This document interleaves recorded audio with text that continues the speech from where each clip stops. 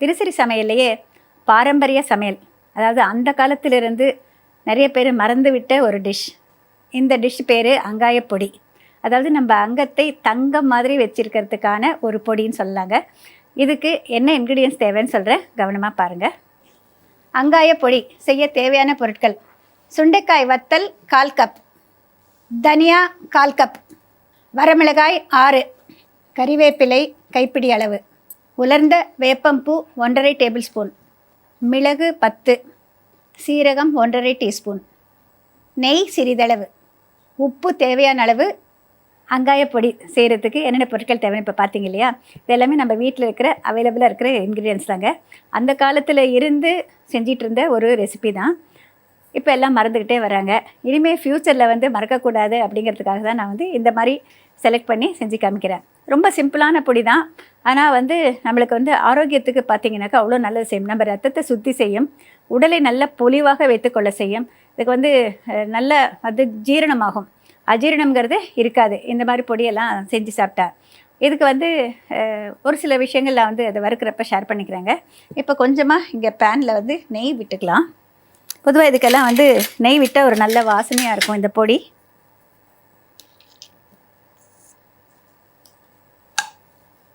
இப்போ இந்த பொடிக்காக நான் வச்சுருக்கிறது பார்த்திங்கன்னா மிளகாய், சிவப்பு மிளகாய். இப்போ இதை இதில் சேர்த்துக்கலாம். எப்போவுமே நம்ம ரொம்ப ஹை ஃப்ளேமில் வச்சுட்டு ரொம்ப சூடான பிறகு போட்டிங்கன்னா நிறைய நெடி வர ஆரம்பிச்சிடும் ரூம் பூரா. அதனால் பார்த்து கொஞ்சம் உருகிய உடனே போட்டுக்கணும். இப்போ இதோடு நான் சேர்க்க போகிறது தனியா. இதை சேர்த்துக்கலாம். இது கால்சியம் சத்து மிகுந்தது, இரும்பு சத்து மிகுந்தது முக்கியமாக. இதோடு சீரகம் சேர்த்துக்கிறேன். சீரகம் கொஞ்சம் லேசாக வறுபட்ட பிறகு லாஸ்ட்டில் மிளகு சேர்த்த பிறகு அதிக நேரம் வைக்கக்கூடாதுங்க. சுண்டைக்காயும் வேப்பம்பூ தனியாக தான் வறுக்கணும். இப்போ இதோட கொஞ்சமாக மிளகு சேர்த்துக்கிறேன். இப்போ இதில் ஒரு 10 மிளகு சேர்த்துக்கிறேன்.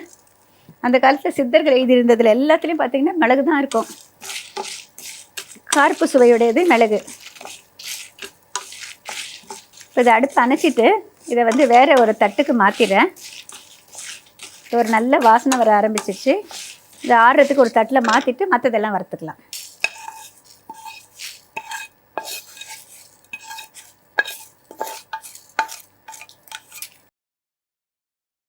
இப்போ இந்த பேனில் நான் சேர்க்க போகிறது கறிவேப்பிலை. கறிவேப்பிலை போடுறதுக்கு நம்ம நெய்யும் எண்ணெயும் தேவையில்லைங்க, வெறும் பல்லியே வறுக்கலாம். நிறைய கறிவேப்பிலை போட்டால் நல்லா இருக்குங்க. அகெயின் கறிவேப்பிலை பார்த்திங்கன்னா இரும்பு சத்து, கால்சியம் சத்து, வைட்டமின் ஏ நிறைஞ்சது. இது நல்லா சீக்கிரமாக ஃப்ரை ஆகணும், கொஞ்சம் ரோஸ்ட் மாதிரி வரணும் அப்படின்னாக்க கொஞ்சமாக உப்பு சேர்த்துக்கணுங்க. இதோட உப்பு சேர்த்துட்டு வறுத்தா நம்மளுக்கு ஒரு மாதிரி ட்ரையாக வரும். முக்கியமாக இதை நம்ம கழுவி உலர்த்திட்டு கொஞ்சம் கூட ஈரத்தன்மை இல்லாமல் ஒரு துணிலையோ இல்லை கிச்சன் டிஷ்யூ பேப்பர் வச்சுருக்கோம் இல்லையா, நல்லா தொடச்சிட்டு அதுக்கப்புறமா ஃப்ரை பண்ணுங்கள். நல்லா கிறிஸ்பாயிடுச்சுங்க. மறுபடியும் இந்த பேனில் வேப்பம்பூவை தனியாக போட்டுக்கலாங்க. வேப்பம்பூ இது உலர வச்சது, நம்ம வீட்லேயே இருக்கிறத உலர வச்சதுங்க. இது கூட பாருங்கள் ஒரு நல்ல வாசனை வருது. ஒரு கைப்பிடி அளவு சுண்டைக்காய் வத்தல். அந்த வத்தல் ஈஸியாக எல்லா இடத்துலையும் கிடைக்குதுங்க. அந்த காலத்தில் பார்த்திங்கன்னா சுண்டைக்காய் ஃப்ரெஷ்ஷாக கிடைக்கிறப்ப அதை இடித்து உள்ளே இருக்கிற விதையை எடுத்துட்டு மோரில், புளிச்ச மோரில் உப்பு போட்டு ஊற வச்சுட்டு திரும்ப வெயிலில் காய வச்சு எடுப்போம். இப்போ அடுப்பை அணைச்சிட்டு அந்த சூட்டையே வச்சுன்னா கூட நம்மளுக்கு இது கரகரப்பாகும். ஆல்ரெடி உலர வச்சது தானே, அதனால் நல்ல கரகரப்பாகும். இப்போ நம்ம வறுத்து வச்சுருக்கிற அளவுக்கு தகுந்த மாதிரி நம்ம உப்பு இதிலேயே சேர்த்துக்கலாங்க. இந்த மாதிரி இது பெரிய ஸ்பூனாக இருக்குது, டீஸ்பூனாக்க 1 டீஸ்பூன் இருக்கலாம். எப்போதுமே குறைவாக போட்டுட்டு நம்மளுக்கு வேணும்னா அப்புறம் போட்டுக்கலாங்க. நிறையா போட்டுட்டிங்கன்னா அப்புறம் நம்ம குறைக்கிறதுக்கு ரொம்ப கஷ்டம். இப்போ இது ஆறிய பிறகு மிக்சியில் பொடிச்சு கொண்டு வந்துடலாம். மிக சுவையான ஆரோக்கியம் தரும் அங்காயப்பொடி ரெடி. நீங்கள் இதை ட்ரை பண்ணி பாருங்கள். உங்கள் வீட்டில் ஒரு ஃபேவரட் டிஷ் ஆகிடும்.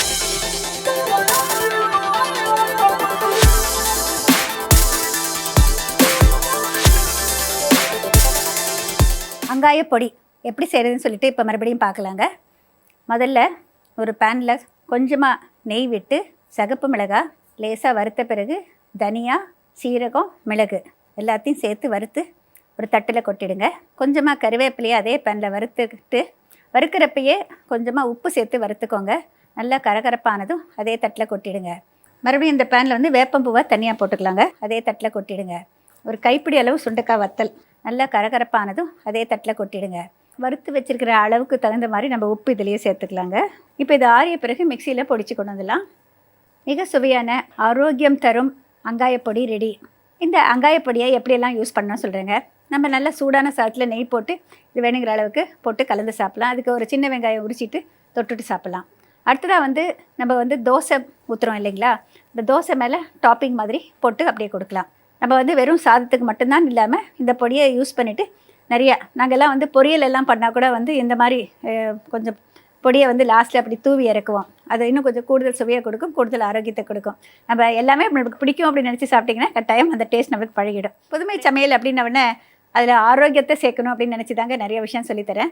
இன்றைக்கி நம்ம பார்க்க போகிறது சைனீஸ் வெஜிடபிள் சூப். அதாவது சைனீஸ் ஸ்டைலில் ஒரு வெஜிடபிள் சூப். இதில் வந்து நான் நூடுல்ஸ் எல்லாம் சேர்க்கலைங்க, வெறும் வெஜிடபிள்ஸ் மட்டும்தான் சேர்க்குறேன். கொஞ்சம் ஹெல்த்தியாக இருக்கிறதுக்காக. இதை எப்படி பண்ண சொல்லிட்டு பார்க்குறதுக்கு முன்னாடி என்ன இன்க்ரீடியன்ஸ் தேவைன்னு சொல்கிறேன், கவனமாக பாருங்கள். சைனீஸ் வெஜிடபிள் சூப் செய்ய தேவையான பொருட்கள்: மிக பொடியாக அரிந்த கேரட் 100 கிராம், 50 கிராம் முட்டைக்கோஸ் பொடியாக அரிந்தது, ஒரு வெங்காயம் பொடியாக அரிந்தது, கார்ன்ஃப்ளவர் எனப்படும் மக்காச்சோள மாவு தேவைப்படும் அளவு, சிகப்பு குடமிளகாய் பொடியாக அரிந்தது விரும்பும் அளவு, 5 பல்லு பூண்டு, உலர்ந்த கற்பூரவல்லி இலை விரும்பும் அளவு, தக்காளி சாஸ் 1 டேபிள் ஸ்பூன், சர்க்கரை அரை டீஸ்பூன், சோயா சாஸ் 1 டீஸ்பூன், மிளகுத்தூள் விரும்பும் அளவு, எண்ணெய் 1 டீஸ்பூன், உப்பு தேவைப்படும் அளவு. இப்போ இந்த சைனீஸ் வெஜிடபிள் சூப்புக்கு என்னென்ன பொருட்கள் தேவைன்னு பார்த்துட்டிங்க இல்லையா? இது எப்படி பண்ண சொல்லிட்டு பார்க்கலாங்க. இப்போ இங்கே வந்து ஒரு கடாயில் வந்து எண்ணெய் ஊற்றி வச்சுருக்கேங்க. இதுக்கு நான் வந்து கொஞ்சமாக சர்க்கரை சேர்க்க போகிறேன். அது வந்து ஒரு கேரமலைஸ் ஆக விடத்துக்காக. இப்போ இந்த சர்க்கரையை வந்து ஒரு லெஸ் தென் ½ டீஸ்பூன் இதில் போட்டுக்கலாம். இது ஒரு தனி ருசியை கொடுக்குங்க. கொஞ்சம் ஹை ஃப்ளேமில் வச்சா தான் இது நல்லா வந்து நிறம் மாறும். இந்த ஸ்டேஜில் பூண்டு சேர்த்துக்கலாம்.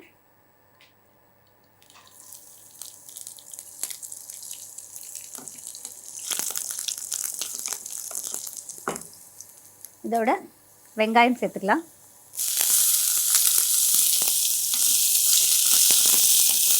இதை சுகர் சேர்க்குறப்ப பார்த்திங்கன்னா உடனடியாக இது வந்து நிறம் மாற ஆரம்பிச்சிடும். ரொம்ப நேரம் எடுக்காது. பார்த்திங்கன்னா இப்பயே வெஜிடபிள் வந்து ப்ரௌனாக ஆரம்பிச்சிச்சு. வெங்காயம் பூண்டு ரெண்டுமே. இதோட நம்ம விரும்புகிற அளவு வெஜிடபிள்ஸ் போட்டுக்கலாம். கேரட்,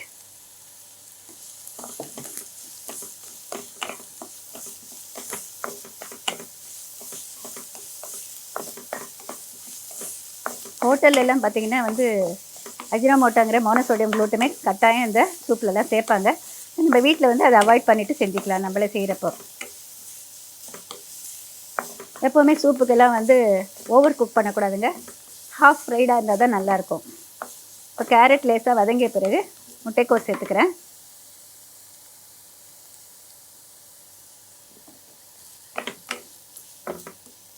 இதோட கேப்சிகம். இப்போ நான் வந்து இது வந்து ரெட் கேப்சிகம் எடுத்துருக்கேங்க. Red capsicum, yellow capsicum, green capsicum 3 போடலாம். இந்த 3ல் எது ஒன்று இருந்தாலும் போடலாம். விட்டமின் சி ரிச் எப்போவுமே கேப்சிகம். கேரட் வந்து விட்டமின் ஏ. முட்டைக்கோஸ் பார்த்திங்கன்னா நம்ம வந்து சளியெல்லாம் மார்சளியை குறைக்கிறதுக்கு ரொம்ப ஹெல்ப்ஃபுல்லாக இருக்கும். இப்போ இது ஒரு நிமிஷம் ஃப்ரை ஆகிறதுக்குள்ளார கார்ன்ஃப்ளவர் மாவை வந்து கொஞ்சம் தண்ணி ஊற்றி கரைச்சி வச்சுக்கலாம். பொதுவாக இந்த சூப்புக்கெல்லாம் திக்கனிங் ஏஜென்ட் வந்து கார்ன்ஃப்ளவர் தான். இது வந்து கார்ன்ஃப்ளவர் மாவுங்க, சூப்பினுடைய ஒரு கன்சிஸ்டன்சி கிடைக்கிறதுக்காக.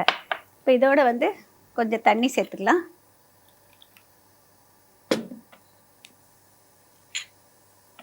இப்போ இந்த வெஜிடபிள்ஸ் வந்து ஓரளவுக்கு ஃப்ரை ஆகிடுச்சுங்க.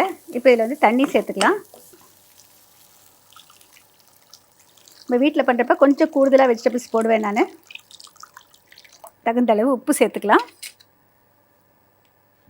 இப்போ சாஸ் எல்லாம் சேர்க்க போகிறோம். அந்த சாஸில் உப்பு தன்மை இருக்கும், அதனால் பார்த்து கவனம் தேவைங்க.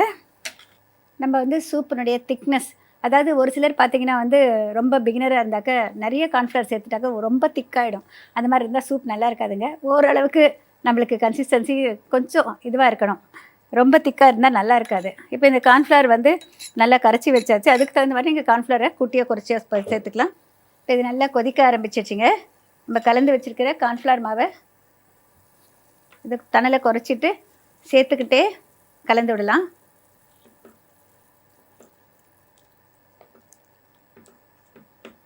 மிளகுத்தூள், ஒயிட் பெப்பர்னால் கூடுதலாக போடலாம், பிளாக் பெப்பர்னால் கொஞ்சம் குறைச்சி போட்டுக்கோங்க. இதோட இந்த சாஸஸ் எல்லாம் சேர்த்துக்கலாம். இது வந்து டொமேட்டோ சாஸ், இது வந்து லைட் சோயா சாஸ். 2 விதமான சோயா சாஸ் கிடைக்குது, dark soya sauce, light soya sauce. Light soya sauce போட்டிங்கன்னா உங்களுக்கு எவ்வளோ வேணுமோ அவ்வளோ போட்டுக்கலாங்க. நம்ம வந்து ரொம்ப டார்க் ஆகிடும் கொஞ்சம் கூடுதலாக போட்டிங்கன்னா.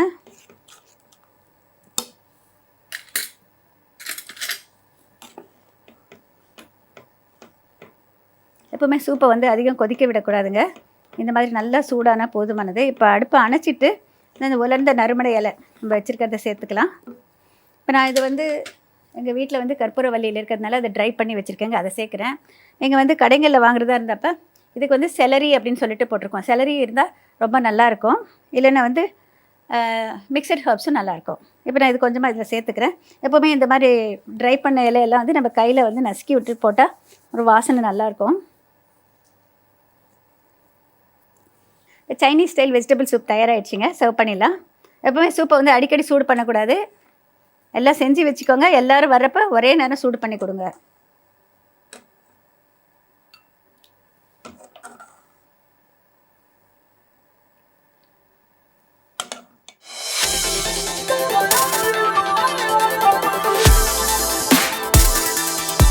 சைனீஸ் ஸ்டைல் வெஜிடபிள் சூப் எப்படி பண்ண சொல்லிட்டு இப்போ ஒரு ரீகேப் பார்க்கலங்க.